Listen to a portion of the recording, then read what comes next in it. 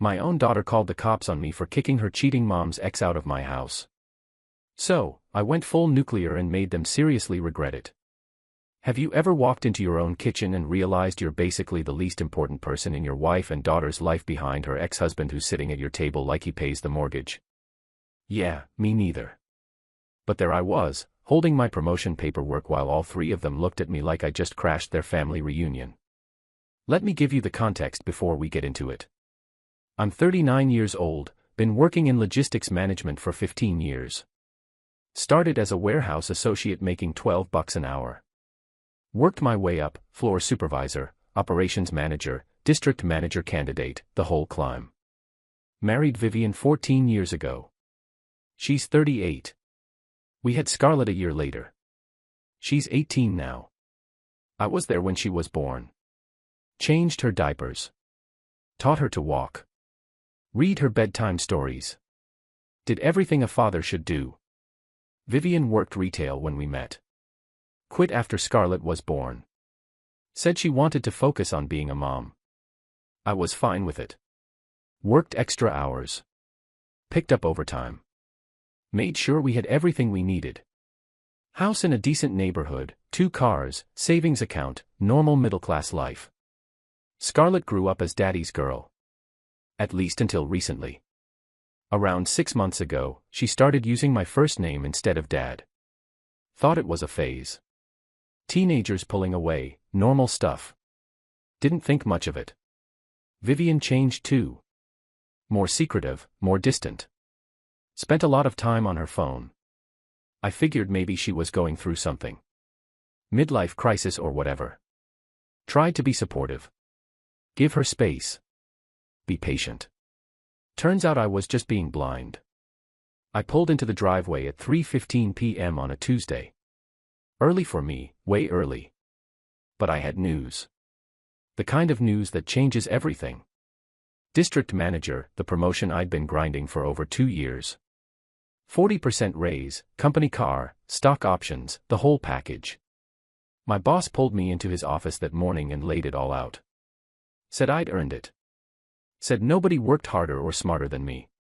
Said the job was mine if I wanted it. And of course I did. Drove home planning how I'd tell Vivian and Scarlett. Maybe take them out to celebrate somewhere nice. The steakhouse Vivian always talked about but said was too expensive. Tonight it wouldn't be too expensive. Tonight we could afford whatever we wanted. The house was quiet when I walked in. Vivian's car was in the driveway. Scarlett's too. She was home from college for summer break. Both of them here. Perfect timing. I walked through the living room toward the kitchen. Heard voices. Laughter. The kind of comfortable, familiar laughter you hear when people are enjoying themselves. Turned the corner and saw them all sitting at the kitchen table. Vivian, Scarlett, and some guy I'd never seen before. He was older, maybe 50, graying at the temples, wearing a polo shirt that probably cost more than my entire outfit, sitting at my kitchen table like he owned the place. Coffee mug in front of him. Plate of cookies Vivian only made for special occasions. All 3 of them looked up when I walked in. Nobody smiled. Vivian's expression went from relaxed to irritated in about half a second. "What are you doing home?" she asked. "Surprising you." "Got news." Scarlett rolled her eyes hard. "Great timing. We're actually busy right now." The guy at the table just stared at me. Didn't stand up. Didn't introduce himself. Just sat there sipping coffee like I was interrupting his meeting. "Who's this?" I asked. Vivian set down her cup almost like she was annoyed. "This is Marcus, my ex-husband." Marcus. The ex-husband who left her 19 years ago. The guy who cheated on her and walked away. The deadbeat who Vivian spent the first year of our marriage calling every name in the book. That Marcus. "Didn't know he was coming over," I said. "We've been talking again," Vivian said, matter of fact, like it was the most normal thing in the world. "He's been helping us with things." Scarlett leaned back in her chair, arms crossed. "Marcus is actually successful now. Built a real business. Makes actual money, not like." She gestured vaguely at me. "You know. The dig was obvious. Marcus was successful. I wasn't. Even though I'd paid every single bill in this house for 14 years. Even though I'd raised Scarlett since she was a baby. Even though I'd worked 60-hour weeks to give them everything they needed. Marcus finally spoke. His voice was smooth, confident, condescending. You must be the husband. Vivian has told me a lot about you. All about the warehouse work and everything. I looked at Vivian. How long has this been going on? We're just talking, she said, defensive now. Don't turn this into something it's not. Turning what into what? Finding your ex-husband drinking coffee in our kitchen. Our kitchen. Scarlett laughed. Sharp. Mean. You mean the kitchen you're never in because you're always at work? Marcus actually shows up. He actually listens when Mom talks. He treats her like she matters. The words hit different than I expected. Not because they hurt, but because of how easily she said them. Like I was nothing. Like 14 years of raising her meant absolutely zero. I came home to tell you I got promoted, I said. Vivian barely reacted. Looked almost bored. Okay, that's nice I guess. That's nice I guess. 14 years together in my career milestone gets a that's nice I guess. Marcus stood up, taller than me by a few inches. Smiled like he'd already won something. Congrats, man. Sounds like you worked hard for it. I'm actually in investments now. Commercial real estate development. 7 figures last year. But hey, every achievement matters, right? The condescension was suffocating. Scarlett smiled at Marcus. The kind of smile she used to give me when I did something that made her proud. I looked at her, really looked at her. This girl I taught to ride a bike. Whose math homework I'd helped with for years. Who I drove to soccer practice every weekend. Who called me dad until about 6 months ago when she suddenly switched to using my first name. Scarlett, can we talk outside? No, I'm busy. She didn't even look at me when she said it. Vivian stood up, annoyed like I was the problem. Look, this is awkward timing. Maybe you should go back to work or something. We're having an important conversation here about Marcus's new development project. Important conversation in my house with your ex-husband. It's our house, Vivian said. Her voice had an edge now. Sharp. And Marcus is important to me. He deserves to be here. He's actually done something with his life. He's actually successful. He abandoned you 19 years ago. He made mistakes. People grow. He's apologized. We've moved past it. Unlike some people who just stay stuck in the same boring patterns forever. Scarlett nodded. At least Marcus admits when he's wrong and actually tries to improve himself. Tries to be more than just some middle management guy. Marcus put his hand on Scarlett's shoulder. Squeezed it like they were a team. Like I was the outsider. Look, man, Marcus said. I get this is uncomfortable, but I'm back in their lives now. We're working through a lot. Building something. Maybe give us some space to figure this out. Give them space. In my house. At my kitchen table. While I stood there holding my briefcase with promotion paperwork inside that nobody cared about. Get out, I said. Marcus raised his eyebrows. Excuse me. You heard me. Get out of my house. Vivian's face went red. You can't kick him out. I invited him. This is my house too, and I decide who comes here. Don't care. This is my house. My name on the deed. My mortgage payment every month. He leaves now. Scarlett stood up fast. Her chair scraped against the floor. You're such a controlling jerk. You can't handle Mom being happy. You can't handle that Marcus is actually successful and interesting and not some boring warehouse manager who thinks a promotion is a big deal. I'm not a warehouse manager. I'm district manager now. There's a difference. Who cares? She was yelling now. Full volume. Entitled rage. You're still just a guy with a job. Marcus built an empire. He has real money. He has respect. He has status. All you have is a paycheck and a bad attitude. Vivian moved next to Scarlett. United front. You need to calm down. This isn't about you. Everything isn't always about you. My wife spending time with her ex-husband in secret isn't about me. It wasn't secret. We just didn't tell you because we knew you'd react like this. Jealous and controlling and insecure. Marcus grabbed his jacket from the chair. Smiled at me, patronizing. I'll go. Don't want to cause problems. But Vivian, Scarlett, we'll talk later. Finish what we started.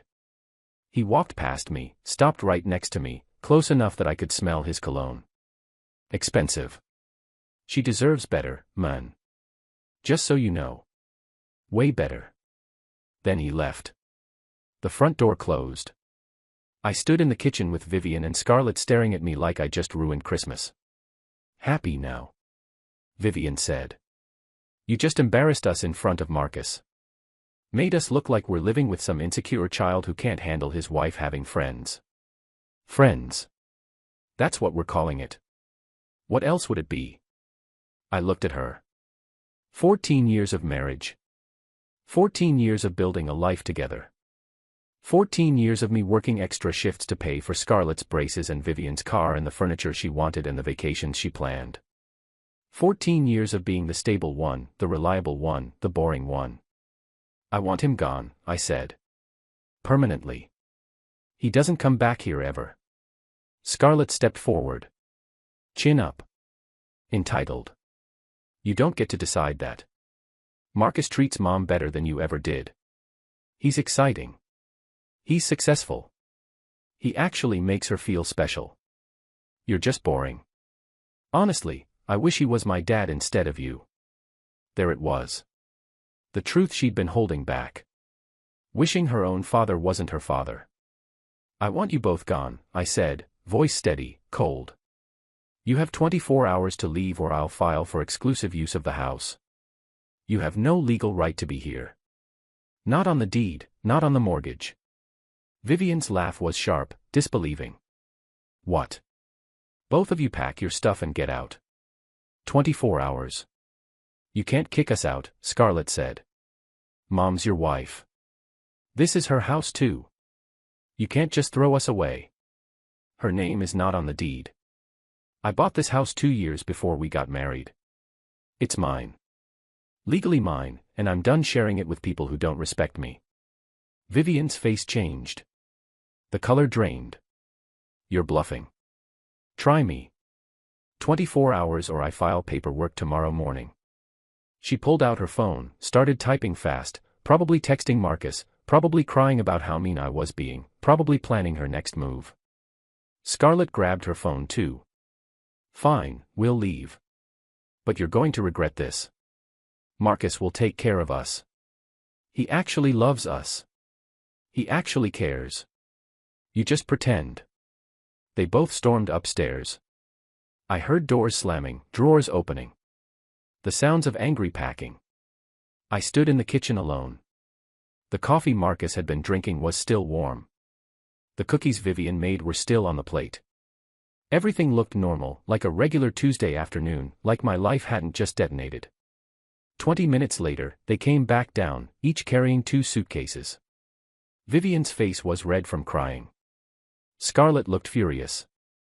We're staying with Marcus, Vivian announced. He said we can stay as long as we want. He has a 4-bedroom house in the nice part of town with a pool and a home theater. Not this dump. This dump. The house I'd worked myself half to death to afford. The house I'd maintained and improved and paid for entirely by myself. Car keys, I said. What? The car. I need it back. This is legal notice that you no longer have permission to use the vehicle registered and financed in my name. If it's not returned in 24 hours, I'll report it as unauthorized use. Vivian's hand went to her purse. The car is mine. Title's in my name. Insurance is in my name. The loan I'm still paying off is in my name. You have 24 hours. She threw the keys at me. The key ring hit my chest and fell to the floor. Scarlett threw hers too. You're going to die alone. You know that, right? Scarlett said. Miserable and alone because you're too controlling to let anyone be happy, too boring to keep anyone interested. They walked out. Vivian slammed the door hard enough to rattle the windows. I stood there in silence. Picked up the keys from the floor. Walked to the window and watched them load suitcases into Vivian's car. My car. The one I'd be recovering tomorrow. I sat down on the couch, pulled out my phone, started making calls. This wasn't over. Not even close. Started with a family law office. Got a consultation scheduled for the next morning. The paralegal on the phone asked if I needed emergency filing. I said yes. Fault-based divorce, motion for exclusive use of the home, temporary financial restraining orders, emergency hearing request, the whole package. Then I went through the house. Gathered everything that belonged to Vivian. Her clothes, her jewelry, her decorations, her books, everything. Packed it all into boxes, carried the boxes to the garage, stacked them neatly against the wall, took photos of everything for documentation. Did the same with Scarlett's stuff. Her room became empty in about an hour. Clothes, posters, makeup, school supplies, everything went into boxes. More photos. Called a locksmith for emergency service. Needed all locks changed immediately. He said he'd be there in 45 minutes. While I waited, I went through Vivian's things more carefully. Found her laptop in the bedroom closet. Powered it on. She'd left it logged in. Amateur hour. Her email was open. Scrolled through. Found exactly what I expected. Messages from Marcus going back 4 months. Started casual. Old friends reconnecting. Then got personal. Then got romantic. Then got explicit. They'd been planning this. Vivian and Marcus getting back together. Pushing me out. Making me look like the bad guy so they could justify it. Screenshots. Dozens of them. Saved to a flash drive, uploaded to cloud storage, sent copies to my new email account. Evidence secured. Found text messages on her iPad. Same story. 4 months of planning. Her talking to Scarlett about it. Scarlett encouraging her. Both of them discussing how boring I was. How Marcus was so much better. How they couldn't wait for me to be gone. Found financial records too.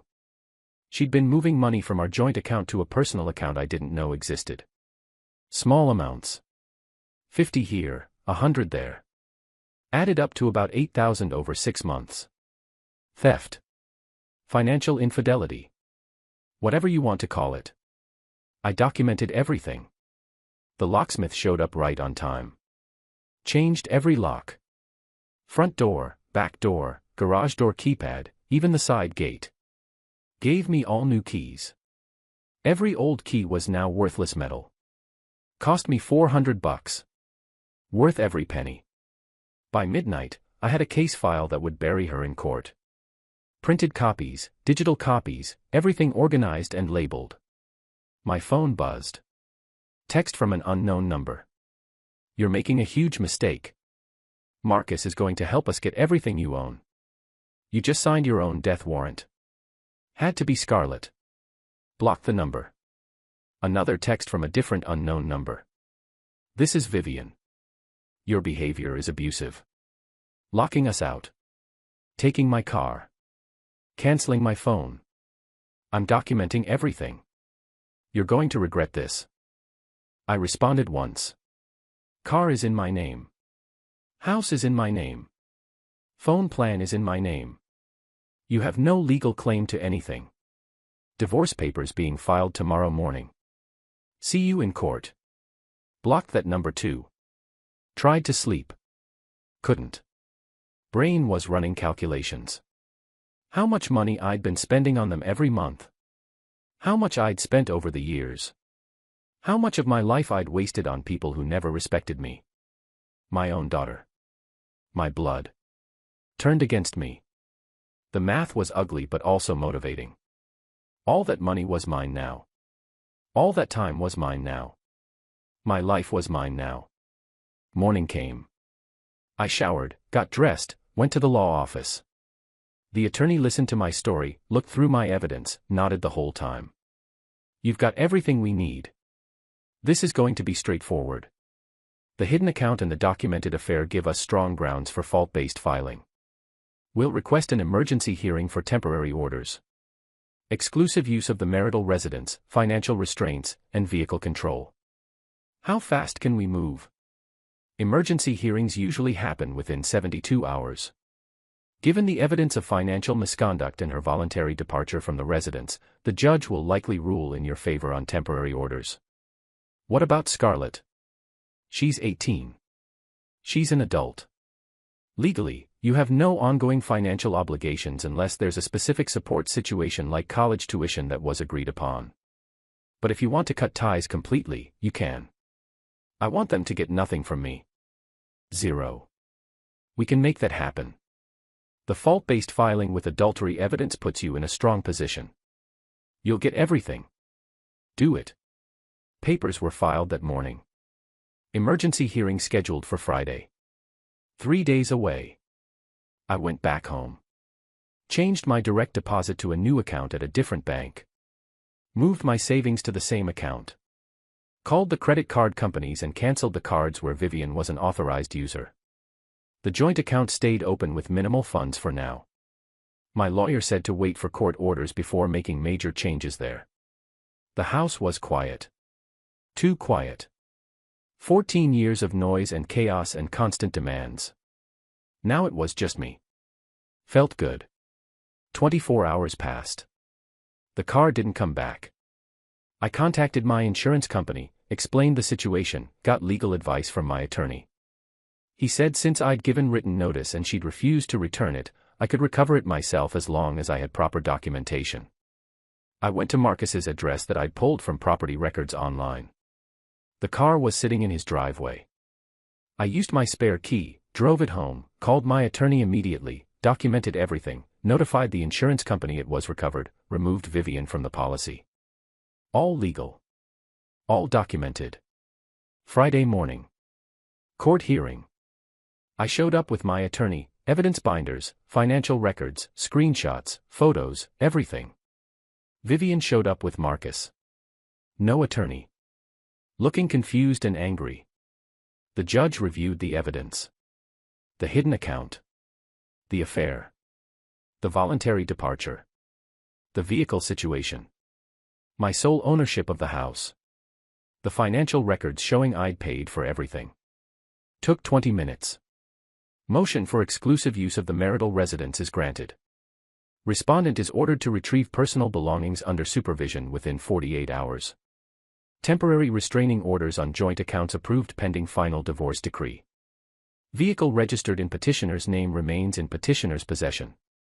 Next hearing scheduled for final divorce proceedings in 60 days. Vivian's face went white. Marcus looked furious, but there was nothing they could do. The judge had spoken. The house was mine. The car was mine. The accounts were frozen pending final divorce. Everything I'd built and paid for stayed with me. We walked out of the courthouse. Vivian was crying. Marcus was yelling about getting a lawyer, about how this wasn't fair, about how I'd manipulated the system. My attorney looked at him. Your girlfriend committed adultery, hid money, and abandoned the marital home. The system worked exactly as intended. Have a good day. They tried the cop angle later that week. I was at home when someone knocked on my door. Hard. Official. I looked through the peephole and saw 2 patrol officers standing on my porch. Opened the door. Can I help you? The older officer spoke. Wedding ring. Looked tired. We received a domestic disturbance call. Your wife claims you locked her out of the house, took her car, and there was a physical altercation. We need to ask you some questions. Come in. They stepped inside, looked around. Everything was clean, organized. No signs of chaos or violence or whatever story Vivian had been selling. Your wife says you assaulted her. Says you threatened her. Says she's afraid to come back here. She's lying. I never touched her. I have security cameras. I have recordings of her threatening me. I have court orders backing up everything I did. Would you like to see? The officer's expression changed slightly. You have recordings. I pulled out my phone, played the voicemail Vivian had left 2 days ago. Her screaming, threatening to destroy me, telling me I'd regret everything. Scarlett's voice in the background saying they'd make sure I lost my job, that they'd tell everyone I was abusive. I also have this. I showed them the court order. Exclusive use of the marital residence. Dated 3 days ago, signed by a judge. The officer read it, looked at his partner, then back at me. Do you have the security footage? I pulled it up on my laptop, showed them the day I kicked them out.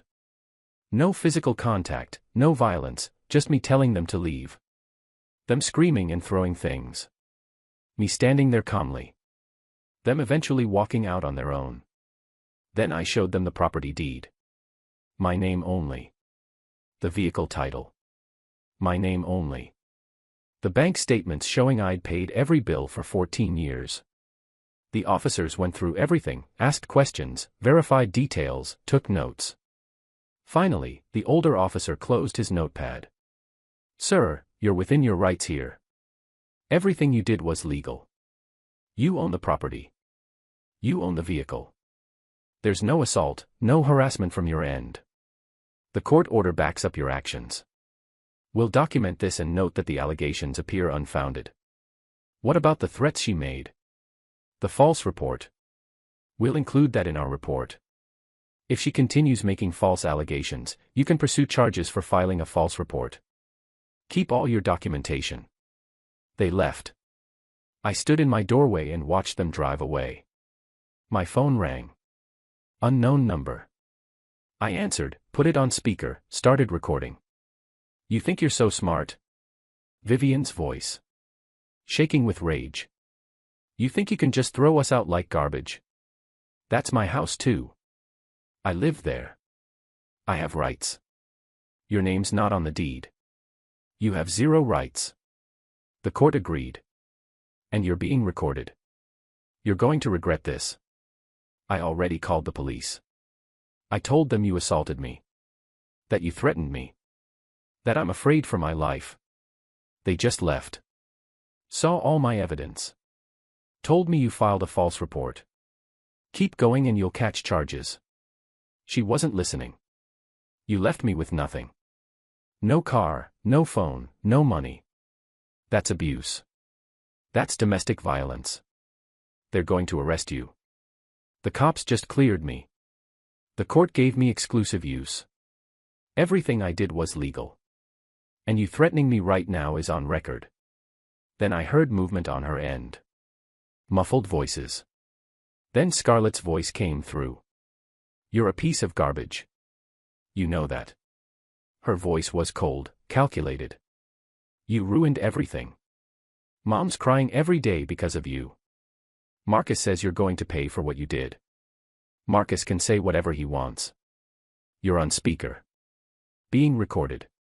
Shut up. Just shut up. We're going to make sure everyone knows what kind of person you really are. Your job, your friends, everyone.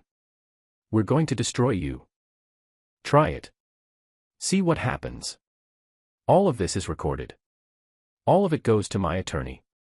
Every threat, every lie. Keep going. Scarlett's voice cracked. You should have just let Marcus stay. Should have accepted that Mom deserves better. This is all your fault. I gave you both everything for years. You chose a con artist over me. Now you deal with the consequences. Silence.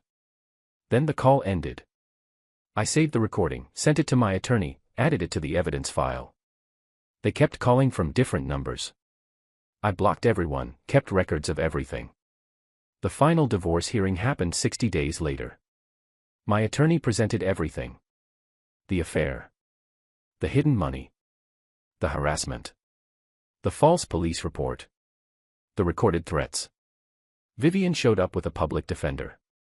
Looked rough. Skinnier, older, broken. The judge wasn't sympathetic. Fault-based divorce granted. I kept the house, the car, my retirement accounts, my savings, everything. Vivian got nothing. No alimony, no property settlement, nothing. Scarlett wasn't at the hearing. Didn't matter. She was an adult, legally separate from the divorce proceedings. It was over. I sold the house 6 months later. Too many bad memories. Bought a better place in a better neighborhood. Modern, updated, everything I wanted. No compromises, no input from anyone else. Just mine. The promotion turned into another promotion. District manager became regional director. Bigger salary, bigger bonus, company stock. I was clearing 6 figures easily. More money than I'd ever made. All of it mine to keep. Life was good. Better than good. A year after the divorce finalized, I heard through mutual acquaintances that Vivian was working 2 jobs. Gas station clerk and overnight stocking at a big box store. Making barely enough to rent a room in someone's house. No car. Took the bus everywhere. Lost weight. Looked older. Broken. Scarlett dropped out of community college. Couldn't afford it. Working at a fast food place. Living in a studio apartment with 2 roommates she found on Craigslist. No social life, no friends, no money for anything extra. Just surviving paycheck to paycheck. Marcus's business collapsed 3 months after the divorce. Overleveraged investments. Lawsuits from investors. The bank foreclosed on his house. Repossessed his cars. He disappeared after that. Changed his number, vanished. Left Vivian and Scarlett with nothing. I was leaving work on a Thursday evening. Late. About 7 p.m. Parking lot was mostly empty. I walked to my truck and saw them standing there. Waiting. They looked rough. Vivian's hair was greasy, clothes worn. Scarlett had dark circles under her eyes. Both of them skinny, tired, desperate. I stopped walking. Kept my distance. What do you want? Vivian stepped forward. We're desperate. We have nothing. No money, no help, no options. Not my problem.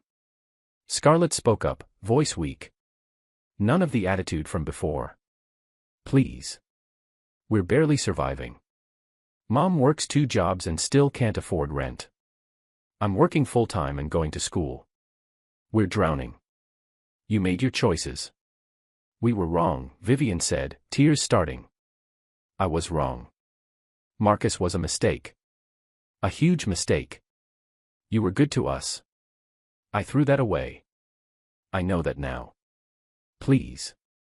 We're begging you. Begging won't change anything. What do you want? Scarlett asked. An apology. We're sorry. We're so sorry. You were right about everything. Marcus turned out to be a fraud. We lost everything because of him. We were awful to you. We don't deserve your help, but we're asking anyway. Please. I looked at them. These 2 people who destroyed me. Who mocked me. Who chose a con artist over me. Who laughed about how weak I was. Who sat in Marcus's house and celebrated their upgrade. Who called the cops on me. Now standing in a parking lot begging for scraps. You told me I was boring, I said. That I was just a paycheck. That I didn't matter. That Marcus was twice the man I'd ever be. Remember that? Vivian nodded, crying harder now. I remember. I was horrible. I don't know what I was thinking. I threw away everything. The best thing in my life. For what? For Marcus. He was a con artist. A fraud. He left us with nothing. Again. I was so stupid. You were. Please, she sobbed. I'm not asking for much. Just help us get on our feet. Something. Anything. I'll pay you back. I swear. With what money? I'll figure it out. I'll work harder. I'll do whatever it takes. Scarlett stepped closer. I know I said terrible things. I was a stupid kid. I thought Marcus was going to be this amazing father figure. But he didn't care about me. Never did. He just wanted Mom. And once she stopped being useful, he threw us both away. You were the one who actually showed up. Every day, every year. I didn't appreciate it then. I do now. Please. Give us a chance to make it right. I stood there. Let them beg. Let them cry. Let them feel exactly how powerless they made me feel. No. Vivian's face crumbled. Please. You had everything. A house, a car, financial stability. A man who worked himself to exhaustion to provide for you. And you threw it away for a fantasy. For a guy who abandoned you once and did it again the second you became inconvenient. That's not my fault. That's yours. I know. You told me I didn't matter. You let our daughter tell me she wished someone else was her father. You brought your ex-husband into my home. Into my kitchen. Made me feel like garbage in my own house. And when I kicked you out, you called the cops on me. Tried to make me the villain. Tried to destroy me. I was angry. I wasn't thinking. You were thinking. You knew exactly what you were doing. You just didn't think I'd actually stand up for myself. Thought I'd fold. Thought I'd come crawling back. Thought I was too weak to walk away. You're right. I underestimated you. I thought. You thought I was pathetic. Both of you did. Scarlett wiped her face. We were wrong. You're not pathetic. You're strong. Stronger than both of us. We see that now. Too late. It's never too late, Vivian said. People can change. We have changed. We're different now. Humbled. We understand what we lost. I laughed. Cold, sharp. You understand what you lost now that you have nothing. When you had everything, you didn't care.